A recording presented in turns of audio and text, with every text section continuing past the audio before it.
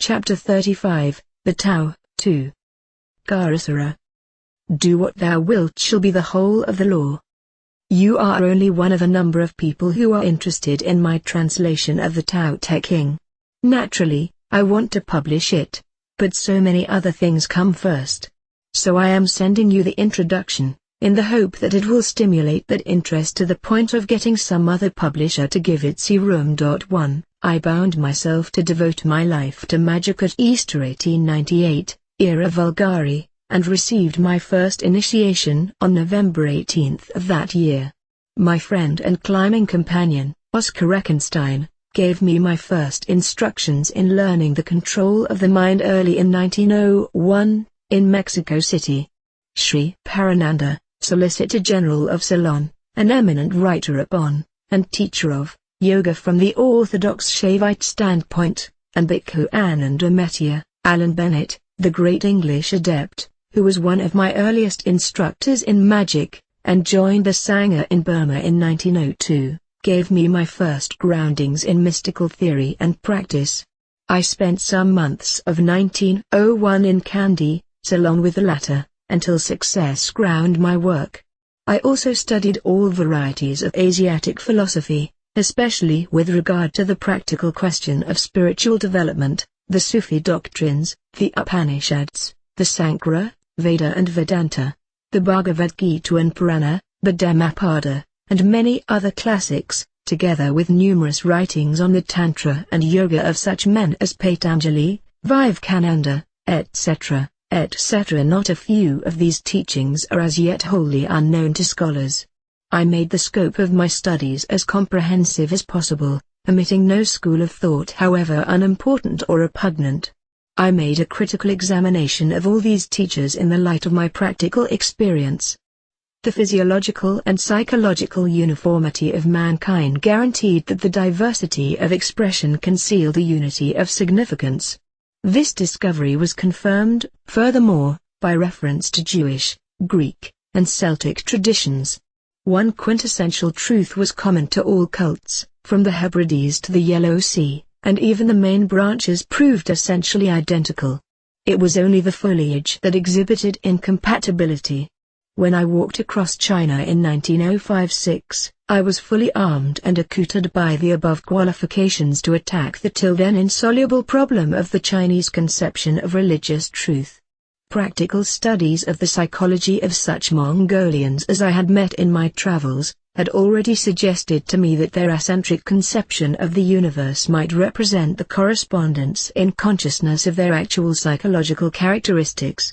I was therefore prepared to examine the doctrines of their religious and philosophic masters without prejudice such as had always rendered nugatory the efforts of missionary sinologists. Indeed, all Oriental scholars with the single exception of Rhys Davids.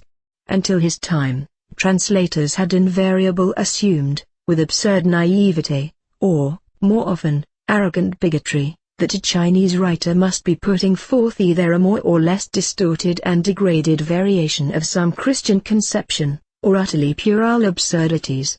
Even so great a man as Max Muller, in his introduction to the Upanishads, seems only half inclined to admit that the apparent triviality and folly of many passages in these so-called sacred writings might owe their appearance to our ignorance of the historical and religious circumstances, a knowledge of which would render them intelligible.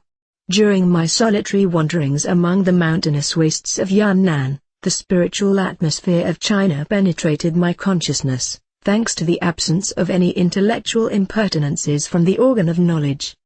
The Tao Te Ching revealed its simplicity and sublimity to my soul, little by little, as the conditions of my physical, no less than of my spiritual life, penetrated the sanctuaries of my spirit.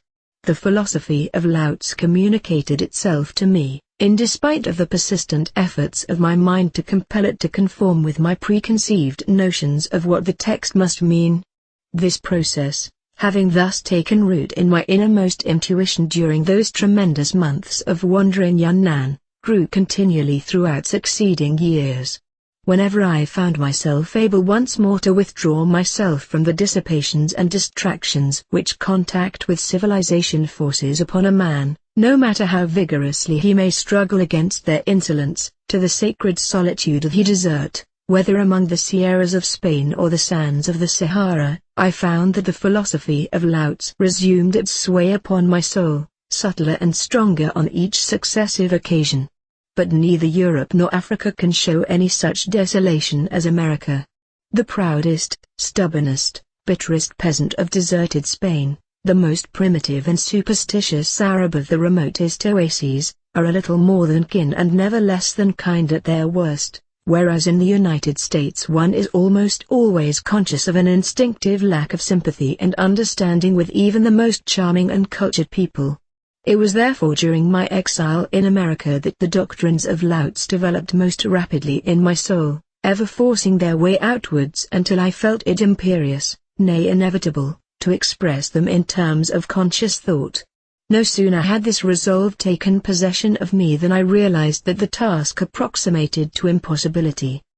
His very simplest ideas, the primitive elements of his thought, had no true correspondences in any European terminology. The very first word Tao presented a completely insoluble problem.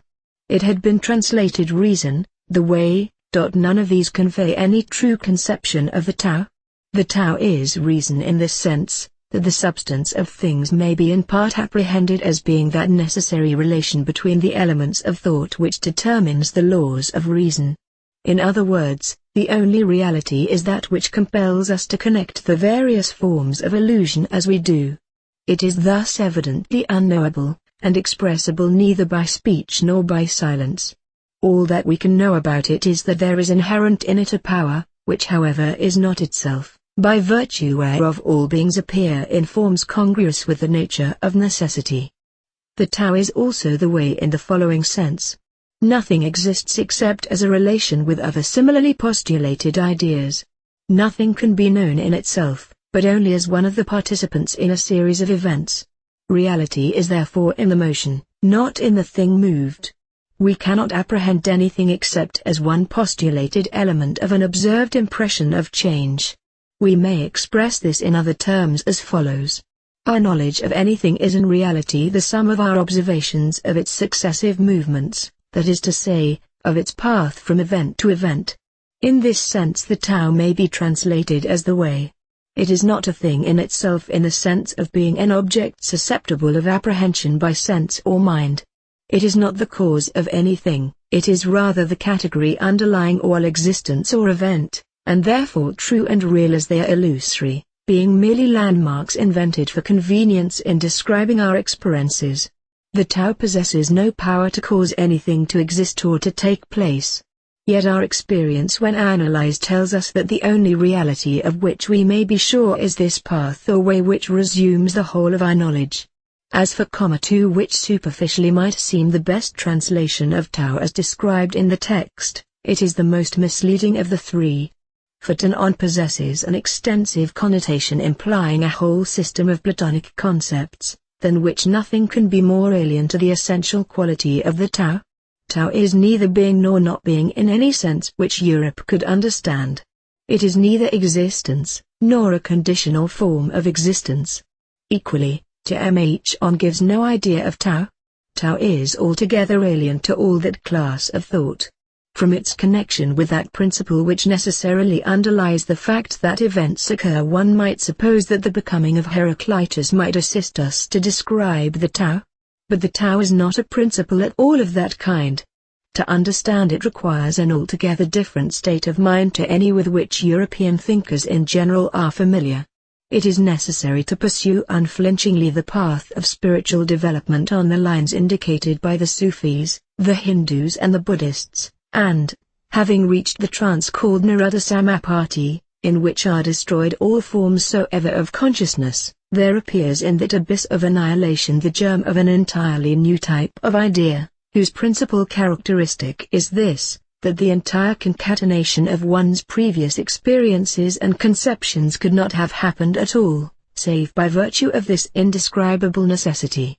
I am only too painfully aware that the above exposition is faulty in every respect. In particular, it presupposes in the reader considerable familiarity with the subject, thus practically begging the question. It must also prove almost wholly unintelligible to the average reader, him in fact whom I especially aim to interest. For his sake I will try to elucidate the matter by an analogy. Consider electricity. It would be absurd to say that electricity is any of the phenomena by which we know it. We take refuge in the petitio principia of saying that electricity is that form of energy which is the principal cause of such and such phenomena. Suppose now that we eliminate this idea as evidently illogical. What remains? We must not hastily answer nothing remains.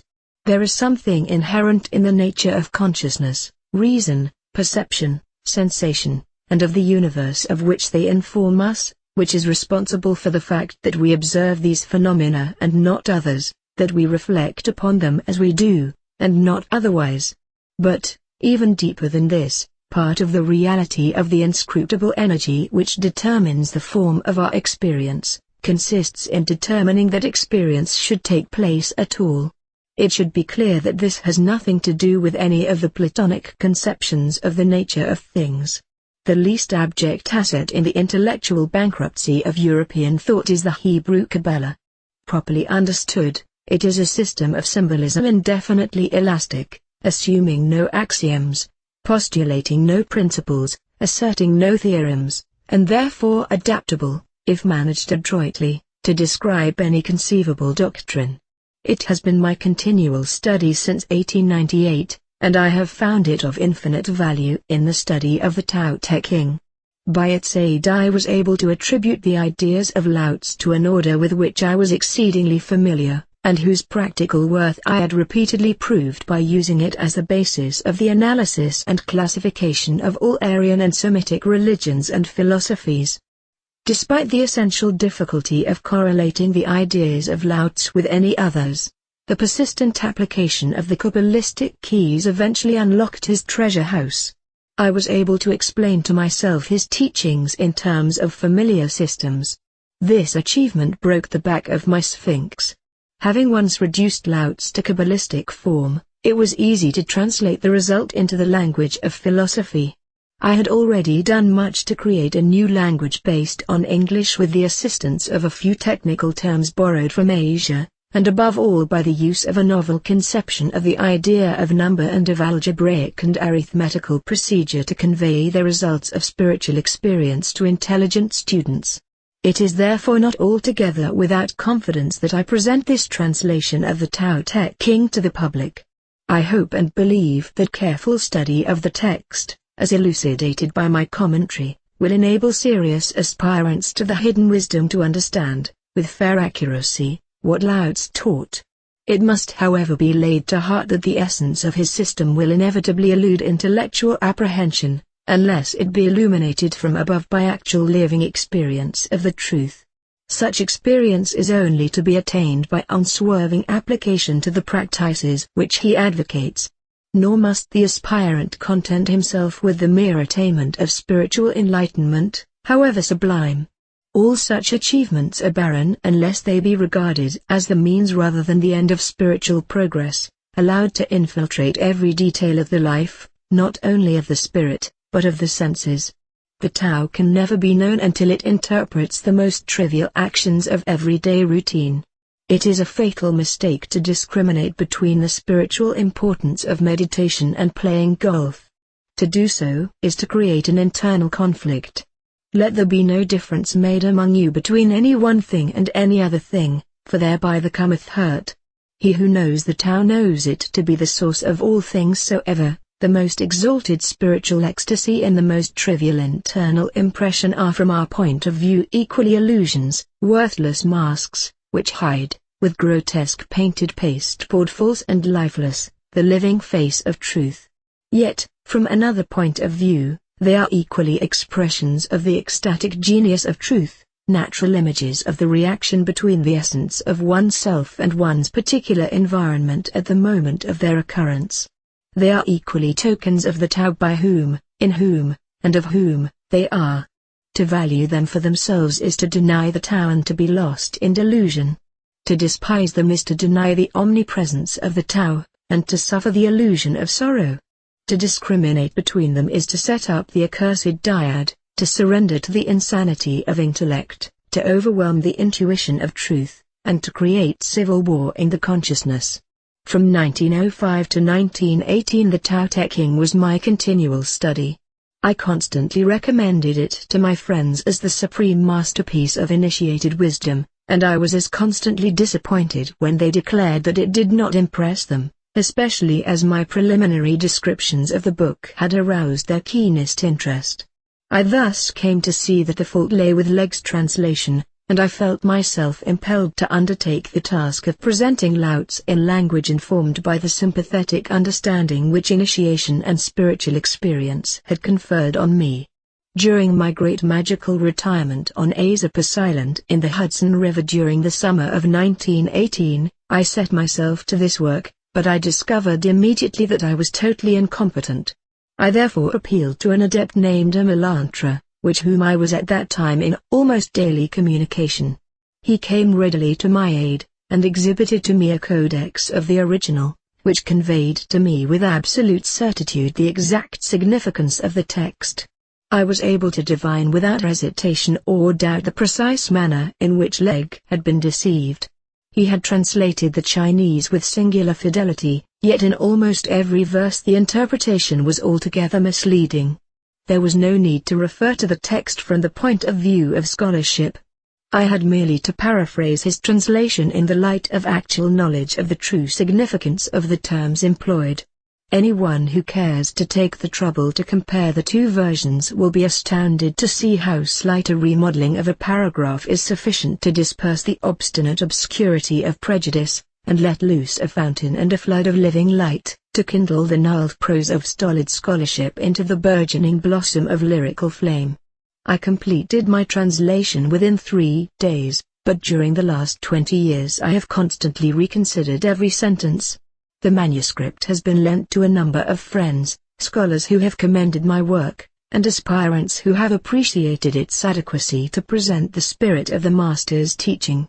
Those who had been disappointed with Legg's version were enthusiastic about mine.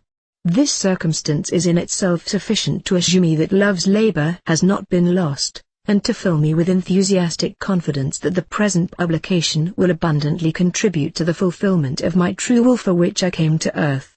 Let us wring from labor and sorrow the utmost of which humanity is capable. Fulfill my will to open the portals of spiritual attainment to my fellowmen, to bring them to the enjoyment of that realization of truth, beneath all veils of temporal falsehood, which has enlightened mine eyes and filled my mouth with song. So the you are. Love is the law, love under will. Yours fraternally, 666.